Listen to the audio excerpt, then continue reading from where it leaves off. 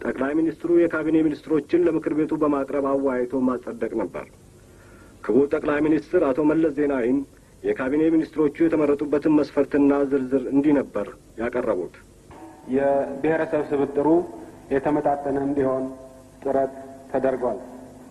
በዚህ መሰረት የሚቀጥሉት አባላት የሚኒስትሮች ምክር ቤት አባላት ሆነው ስራቸውን እንዲጀምሩ ምክር ቤቱ እንዲፈቅድልኝ በማክበር ጠይቃለሁ። አንደኛ አቶ ታምራት ላይኔ ምክትል ጠቅላይ ሚኒስትርና የመከላከያ ሚኒስትር። ሁለተኛ ዶክተር ካሱ ኢላላ በምክትል ጠቅላይ ሚኒስትር ማዕረግ በጠቅላይ ሚኒስትር ጽሕፈት ቤት የኢኮኖሚ ጉዳዮች ኃላፊ። ሶስተኛ አቶ ስዩም መስፍን የውጭ ጉዳይ ሚኒስትር። አራተኛ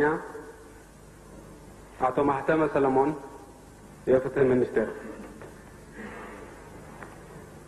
አምስተኛ አቶ ሱፊያን አህመድ የገንዘብ ሚኒስትር። ስድስተኛ አቶ ግርማ ብሩ የኢኮኖሚ ልማትና ትብብር ሚኒስትር።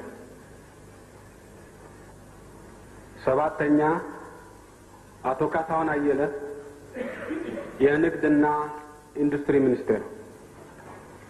ስድስተኛ ዶክተር ተከተል ፎርሲዶ የግብርና ሚኒስትር።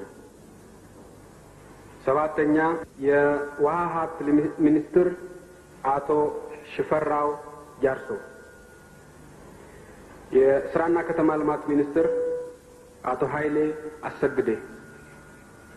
የትራንስፖርትና መገናኛ ሚኒስትር ዶክተር አብዱልመጂድ ሁሴን።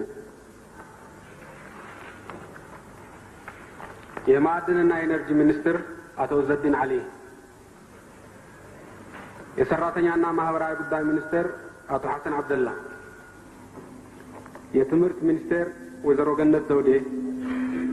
የጤና ጥበቃ ሚኒስትር ዶክተር አደም ኢብራሂም። የባህልና ማስታወቂያ ሚኒስትር አቶ ወልደ ሚካኤል ጫሞ። የገቢዎች ሰብሳቢ ቦርድ ኃላፊና ሚኒስትር አቶ ደስታ አማረ። እነዚህን በካቢኔ አባልነት እንድታጸድቁልኝ በማክበር ጠይቃለሁ። አመሰግናለሁ። ማብራሪያ ያስፈልግ ለተዝግጁ የሚከተሉት አስተያየቶች ቀርበው ነበር። ክቡር ሰብሳቢ፣ የተከበራችሁ የምክር ቤት አባላት፣ አሁን ዝርዝር ተነግሮናል። የመንግስቱን ፖሊሲ የሚደግፉ ሰዎች ከኢህአዴግም ባይሆኑ ደግሞ ቀጥተኛ ናቸው ተብሎ የቀረቡትን ሰዎች ክቡር ጠቅላይ ሚኒስትር አቅርበዋል።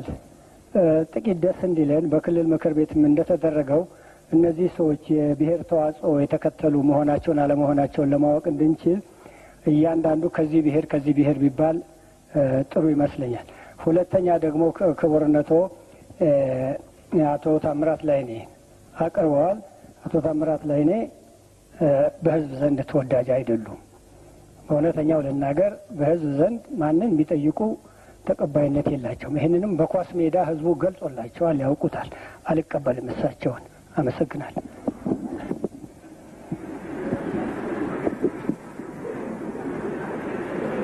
እሺ፣ በቀረቡት ላይ አንዳንድ ማብራሪያ ለመስጠት ነው። ብሔራዊ ተዋጽኦአቸውን በተመለከተ አቀርባለሁ። በአቶ ታምራት ላይኔ ላይ የቀረበው ሀሳብ የትኛው ህዝብ ነው በሳቸው ላይ የተለየ አስተያየት ያለው ወይም የጥላቻ አስተያየት ያለው የሚለው ጥያቄ ነው ለኔ ትርጉም የሚሰጠኝ። ያለፈው ስርዓት አቀንቃኞች አቶ ታምራት ሬትሬት ቢሏቸው አይገርመኝም። ይልቁንም ያለፉት ስርዓት አቀንቃኞች ለአቶ ታምራት ቢያጨበጭቡ በጣም ያሰጋኝ ነበር።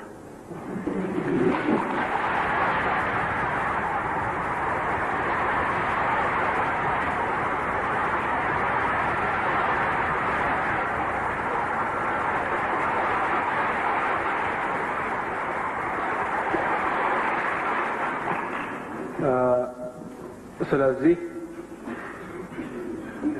አቶ ታምራት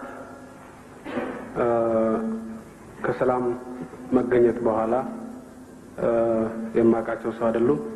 ከዛም በፊት አውቃቸዋለሁ። በታጋይነታቸው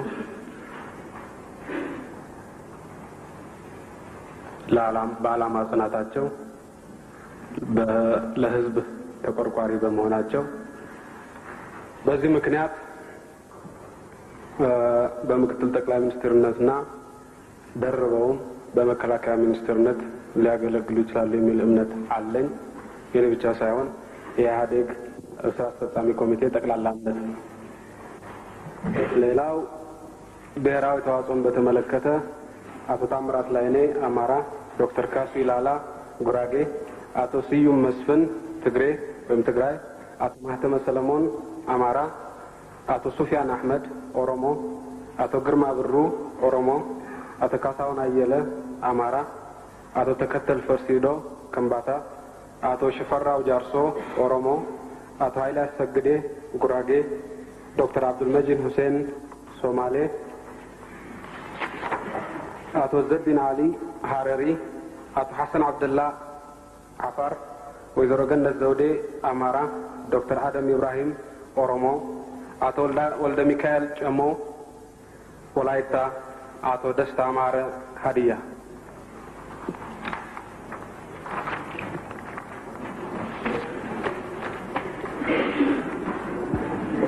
የምክር ቤቱ አባላት በየአዋጆቹ ላይ ሰፊ ውይይትና ማብራሪያ ካካሄዱ በኋላ ከዛሬ ከነሐሴ 1887 ጀምሮ በማጽደቅ በድምፅ አረጋግጠዋል። ከዚህ ውይይቶችና አስተያየቶች በኋላም የምክር ቤቱ አባላት ድምፅ እንዲሰጡ ተደርጎ ከአንድ ድምፀ ተአቅቦ በስተቀር የካቢኔ ሚኒስትሮቹን ሹመት አጽድቆ ቃለ መሐላ ፈጽመዋል። በዛሬው ዕለት የኢትዮጵያ ፌዴራላዊ ዴሞክራሲያዊ ሪፐብሊክ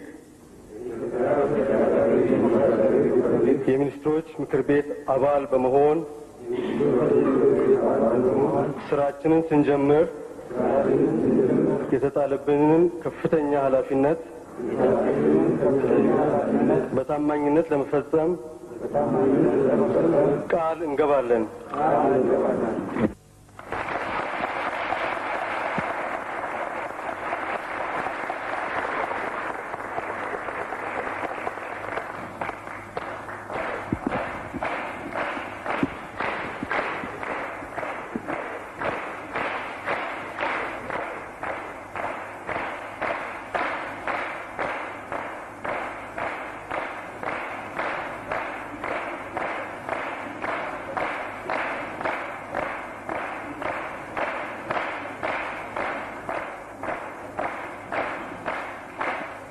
ጠቅላይ ሚኒስትሩ ያቀረቡትን ካቢኔ ምክር ቤቱ ሊደግፈው ይገባል የምትሉ እጃችሁን በማውጣት እንድታሳዩ።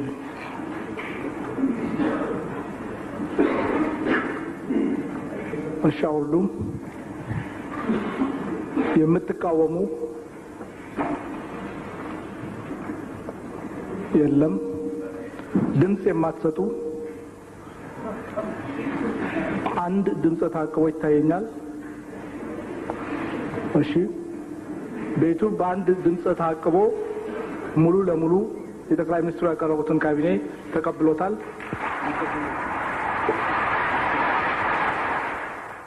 የሽግግር መንግስቱ በማብቃት የኢትዮጵያ ፌዴራላዊ ዴሞክራሲያዊ ሪፐብሊክን በመመስረትና የሪፐብሊኩ ፕሬዝዳንት እንዲሆኑ ክቡር ዶክተር ነጋሶ ጊዳዳን በመምረጥና ቃለ መሐላ በማስፈጸም የስልጣን ርክክብ እንዲካሄድ አድርገዋል።